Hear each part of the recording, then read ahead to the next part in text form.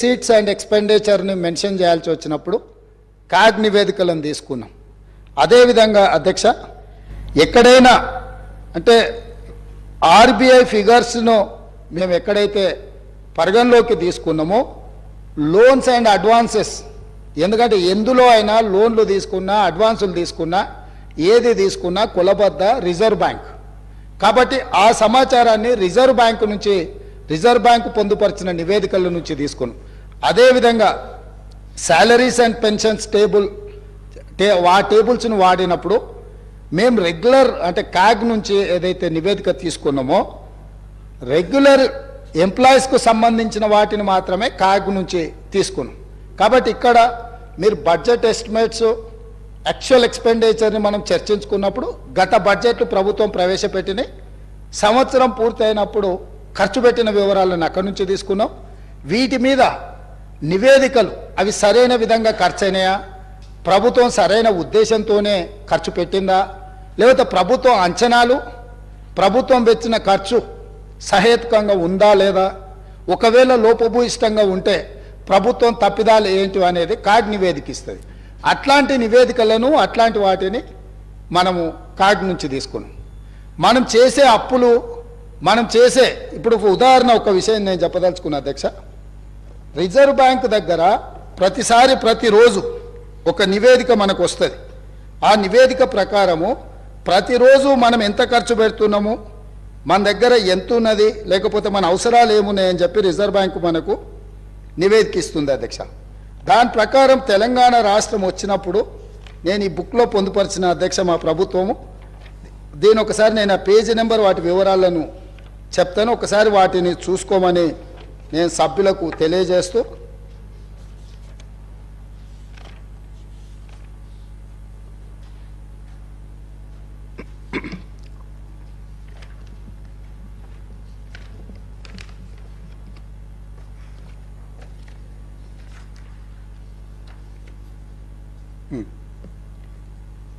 ప్రభుత్వం యొక్క ఆదాయము అవసరాలకు సంబంధించి రిజర్వ్ బ్యాంకు ప్రతిరోజు ప్రభుత్వానికి సమాచారం ఇస్తుంది, finance secretary through finance minister and state government.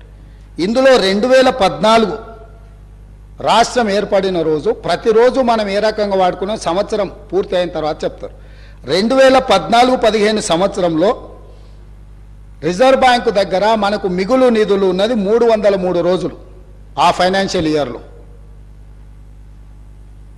BRS గత ప్రభుత్వము సమర్థవంతమైన ఆర్థిక మంత్రిగా హరీష్ రావు గారు ప్రస్తావన చేస్తూ వారు ఆర్థిక మంత్రిగా ఉన్నప్పుడు 2022-23లో 37 రోజులు మాత్రమే. అదేవిధంగా 2021-22లో 57 రోజులు మాత్రమే. 2020-21లో 122 రోజులు మాత్రమే. అదేవిధంగా 2023-24 ఇప్పటి వరకు నవంబర్ 23 వరకు కేవలం 30 రోజులు మాత్రమే. అంటే 2014-15 కాంగ్రెస్ పార్టీ రాష్ట్రాన్ని ఏర్పాటు చేసి రాష్ట్రం యొక్క ఆర్థిక పరిస్థితులను గత ప్రభుత్వానికి అప్పజెప్పినప్పుడు 365 రోజులల్లా 303 రోజులు రిజర్వ్ బ్యాంకు దగ్గర మనవి మిగులు నిధులు ఉండే.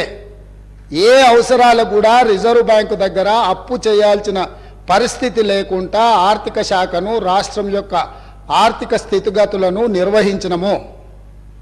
గత ప్రభుత్వంలో ఉన్న ఆర్థిక మంత్రి గారు నిర్వహించిన 5 సంవత్సరాలను లెక్కేస్తే ఏ సంవత్సరం కూడా ఇందులో సగం రోజులు కూడా ప్రభుత్వం దగ్గర డబ్బులు లేవు.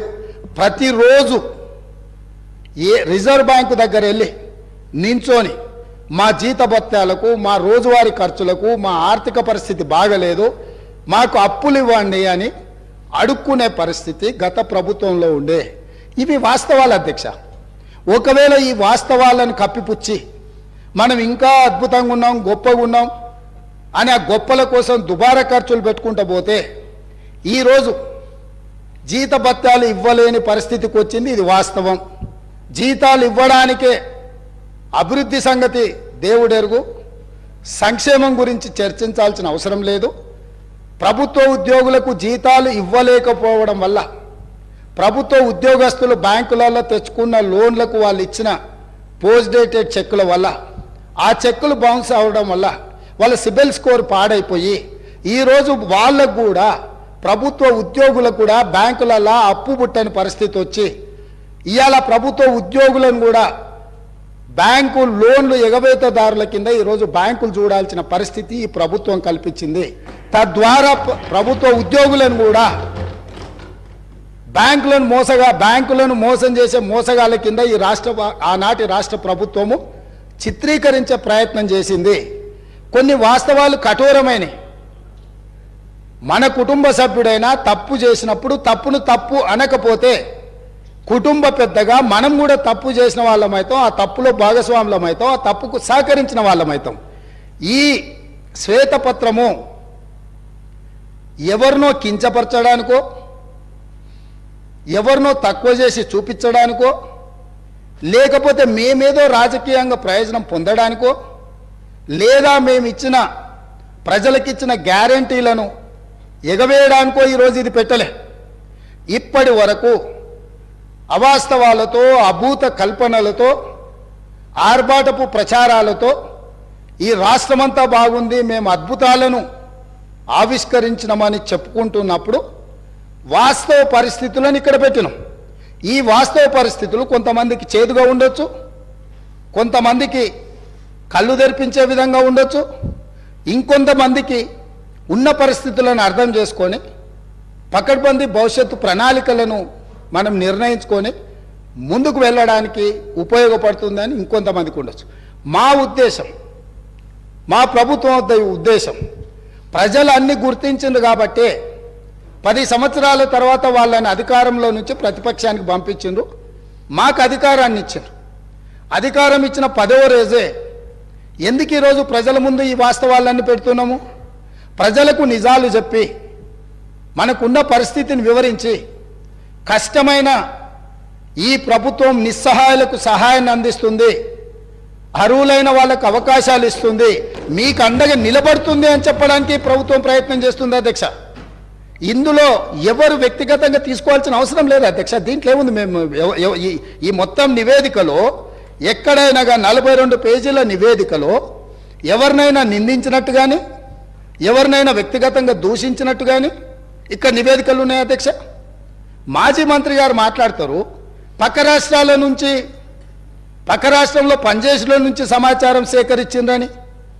ఇదేనా పద్ధతి అధ్యక్ష? 10 సంవత్సరాల నుంచి తెలంగాణ నిర్మాణం కోసం అహర్నిశలు కష్టపడి పనిచేసిన మన రాష్ట్ర అధికారులను ఈ రకంగా అవమానించడం కరెక్టా అధ్యక్ష? ప్రతి శాఖ యొక్క నివేదిక ఆ శాఖ యొక్క ప్రిన్సిపల్ సెక్రటరీ ప్రాపర్ ఫార్మేట్లో ఫిలప్ చేసి సంతకాలు పెట్టి ఆర్థిక శాఖకు పంపించిన తర్వాత ఆర్థిక శాఖ కార్యదర్శి గారు, వారితో పనిచేసిన కార్యదర్శి గారు, అతనే మారలేదు అధ్యక్ష, వారు సంతకం పెట్టి ప్రభుత్వానికి ఇచ్చిన నివేదికనే ఈ నివేదిక. కాబట్టి వారికి ఏమైనా అనుమానాలు ఉండి వారిలాగానే మిగతా వాళ్ళు కూడా వ్యవహరిస్తారని ఏమైనా అపోహలు ఉంటే తొలగించుకోండి. కొత్త ప్రభుత్వం ఏర్పడ్డప్పుడు వేలాది మంది మమ్మల్ని వచ్చి కలుస్తారు అధ్యక్ష.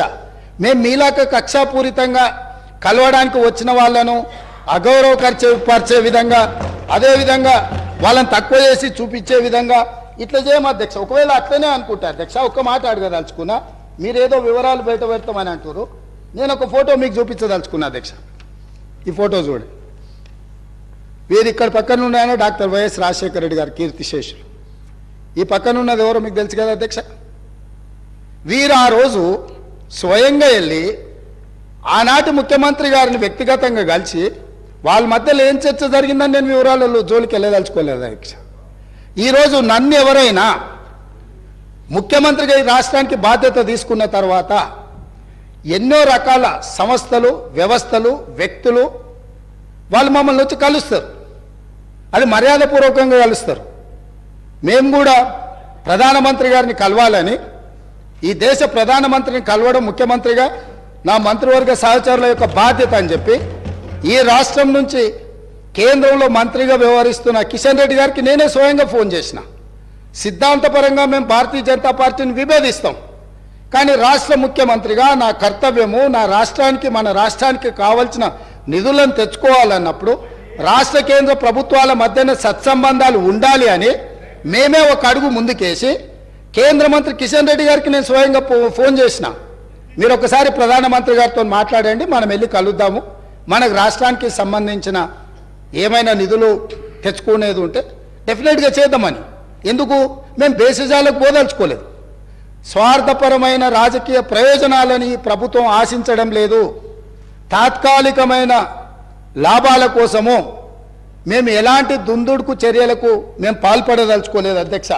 అందుకే ఈరోజు మీరందరూ మనమందరం ఈ సభలో చర్చ ఇదే కాకుండా విద్యుత్ శాఖకు సంబంధించి మా సాగునీటి పారుదల శాఖ మంత్రి గారు కూడా ఈ సమావేశాలలోనే శ్వేతపత్రాలు విడుదల చేయదలుచుకున్నాం. ఎక్కడైనా ఎప్పుడైనా ఎవరైనా కొత్తగా బాధ్యతలు చేపట్టినప్పుడు మనకున్న పరిస్థితులను ప్రజలకు వివరించడం ద్వారా, వాళ్ళ నమ్మకాన్ని విశ్వాసాన్ని చురగొనడం ద్వారా, ప్రతిపక్షాల వైపు నుంచి సహకారం సలహాలు సూచనలు తీసుకోవడం ద్వారా బలమైన రాష్ట్రంగా నిర్మించాలనేదే మా ఉద్దేశము. కాబట్టి ఇప్పటికైనా గతంలో చేసిన తప్పులనే మళ్ళీ మేము వితండవాదంతో మీ మీద దాడులు చేస్తామనే విధానాన్ని ప్రతిపక్ష పార్టీ వదులుకోవాలి. వాళ్ళకి ఏమైనా బాధ ఉండొచ్చు, ఇక్కడి నుంచి అక్కడికి వెళ్ళినప్పుడు సహజంగా ఉంటుంది, దుఃఖం కూడా ఉంటుంది. కొంతమందికి జీవితంలో నెరవేరని కోరికలు ఉంటాయి, తండ్రిని కూడా అడ్డు తొలగించుకొని కుర్చీలో కూర్చోవాలనేటోళ్ళు కూడా ఉంటారు. ఔరంగజేబ్ స్టోరీలు ఇవన్నీ మనం చూసినాం కదా అధ్యక్ష చరిత్రలో. సో వీటన్నిటిని దృష్టిలో పెట్టుకొని వాళ్ళ కుటుంబంలో ఉండే తగాదాలను తీసుకొచ్చి సభలో ప్రస్తావించడం ద్వారా సభ యొక్క ఔన్నత్యాన్ని గౌరవాన్ని తగ్గించే విధంగా వ్యవహరించొద్దు. ఈ ప్రభుత్వం జిమ్మెదారితో ఇక్కడ ఉన్నది, ఈ ప్రభుత్వం జిమ్మెదారితో ఇచ్చిన మాటను నిలబెట్టుకుంటుంది. ఈ ప్రభుత్వం సహేతుకమైన సలహాలు సూచనలు ప్రతిపక్షాలు ఇచ్చినప్పుడు తప్పకుండా స్వీకరిస్తుంది. మిత్రుడు అక్బరుద్దీన్ ఓవైసీ గారు ఏవైతే అంశాలను లేవనెత్తిండో చాలా విషయాలు వాళ్ళు లేవనెత్తిండ్రు, మా అధికారులు నోట్ చేసుకున్నారు. తప్పకుండా ఆ అంశాలను అన్నిటిని కూడా మేము పరిగణలోకి తీసుకుంటాం, పరిష్కరిస్తాం. మేము ఓపెన్గా మేము సెక్రటేరియట్లోనే ప్రజలకు తెలిసినాం. ఈ రాష్ట్రాన్ని ప్రజలు, ఈ రాష్ట్రంలో ప్రభుత్వాన్ని ఎన్నుకున్నది సచివాలయం నుంచి ప్రజలకు సుపరిపాలన అందించడానికి. అందుకే అక్కడ మంత్రులను కూర్చోబెట్టినాం. మంత్రులను వచ్చి ప్రజలు కలిసేటట్టు, ప్రజా సంఘాలు వాళ్ళ నివేదికలు ఇచ్చేటట్టు, వాళ్ళ పెండింగ్ సమస్యల్ని చర్చించడానికి ప్రగతి భవన్నే కాదు ఇవాళ ప్రజాభవన్గా మార్చినాం. సచివాలయాన్ని ప్రజలకు అందుబాటులోకి తీసుకొచ్చినాం. మేము బాధ్యత తీసుకుని వెంబడే హైదరాబాద్ మీద రివ్యూ చేయాలనుకున్నప్పుడు हम लोग जिम्मेदारी से यहाँ हैदराबाद क्षेत्र से जो पार्लियामेंट में 7 एमएलए से हम लोग बुलाए सचिवालय पे. हमारे पॉलिटिकल डिफरेंसेस में भी देर, मगर जब हम तरक्की करना है, आगे हैदराबाद शहर को हिंदुस्तान में सबसे बड़ा अच्छा शहर बनाने के लिए हमारे दोस्तों से हम गुजारिश किए, भाई आप साथ आ जाओ, जो चाहिए जो पेंडिंग है, जो हैदराबाद तरक्की के लिए हम जिम्मेदारी से जो करना है हम जिम्मेदारी उठाएंगे, आपके साथ लेंगे. हम सरकार चलाने के लिए आज जिम्मेदारी से यहां से मैं हमारे एमआईएम पार्टी को चुनाव में जो है आपका मर्जी आपकी है, हमारा मर्जी हमारी है, जो पार्टी हमारा चुनाव लड़ना है हमारे तरीका से लड़ेंगे. मगर जो हैदराबाद शहर ये देश का निशान है, वो हैदराबाद शहर का नाम पूरा दुनिया में रोशनी करने के लिए हम लोग कोशिश करेंगे. वहां पर आपके मदद जरूर लेंगे, कोई शक नहीं है. ड्रग्स के बारे में आप सामने आके 2 कदम आके हमारे मदद दी, हम धन्यवाद कर रहे हैं, क्योंकि ड्रग्स को इराडिकेट करना है हमारा जिम्मेदारी है. हमारे बच्चे है, हमारे परिवार है, जो पंजाब को देखने के बाद भी हम नहीं सुधरे तो दुनिया कोई भी अपने को माफ नहीं करने वाले. इसीलिए यहां से मैं जिम्मेदारी से यकीन से मैं वादा कर रहा हूं, ये सरकार को अच्छा चलाने के लिए ये पूरा तेलंगाना में जितना जनता है उनके भला के लिए, उनके वेलफेयर एंड डेवलपमेंट के लिए, खासकर माइनॉरिटी, वो may be Christian minority, Muslim minority, Sikh minority और any other minority, minority majority में कोई अंतर नहीं है. माइनॉरिटी के जो फंडामेंटल राइट्स हम बचाए, हम सेक्युलर फैब्रिक है, ये सेक्युलर फैब्रिक बचाने के लिए ये देश में कुर्बानी की है महात्मा गांधी जी ने, इस देश में कुर्बानी की है शहीद हुए इंदिरा गांधी जी ने. इस देश में शहीद हुए राजीव गांधी जी ने, इस देश में सोनिया गांधी जी और राहुल गांधी जी ने पदवी त्याग किए। कभी प्रधानमंत्री राष्ट्रपति मौका मिले तो भी दूसरों को, जो जिम्मेदारी लोगों को, वो कुर्सी पे बिठाए। इसीलिए यकीन से मल्लिकार्जुन खड़गे जी के नेतृत्व में दलित, आदिवासी, गिरिजन, ओबीसी, माइनॉरिटी महिलाओं के भला के लिए कांग्रेस पार्टी आगे सरकार चलाएंगे। आप लोग कभी भी 24 घंटा कभी भी आपको कुछ सरकार को सुझाव देना है तो हम लोग वेलकम कर रहे हैं। धन्यवाद अध्यक्ष।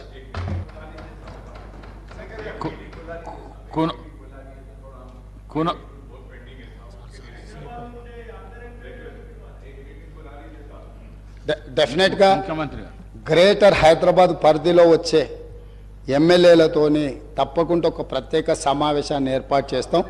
ఇప్పుడే ఎస్ డెఫినెట్గా అన్ని పార్టీలు ఇట్లేం లేదు, అంటే కొన్ని విషయాలలో అఖిల పక్షాలను పిలుస్తాం. దానికి సంబంధించి అఖిలపక్ష సమావేశంలో వాళ్ళందరి సూచనలు తీసుకుంటాం. కొన్నిసార్లు సభలకు రాని ప్రజలలో ఉండి పోరాటం చేసే రాజకీయ పార్టీలు ఉన్నాయి. కొన్ని ప్రత్యేకమైన పరిస్థితుల వల్ల సభలోకి వాళ్ళు రాకపోయి ఉండొచ్చు. ఫర్ ఎగ్జాంపుల్ సిపిఎం, ఎర్రజెండా అంటే ప్రజల కోసం, ప్రజల తరఫున కొట్లాడతారనే పేరు ఉంది. సిపిఐ నుంచి anywhere representation is there. CPM లాంటివి, న్యూ డెమోక్రసీ లాంటివి కొన్ని ప్రజల తరఫున కొట్లాడే సంఘాలు, పార్టీలు ఉన్నాయి. వాళ్ళందరినీ కూడా తప్పకుండా ఈ ప్రభుత్వం అఖిలపక్ష సమావేశాలకు పిలిచి వాళ్ళ సలహాలు, సూచనలు తీసుకొని మేము ఏం చేయదలుచుకున్నా ఫస్ట్ మా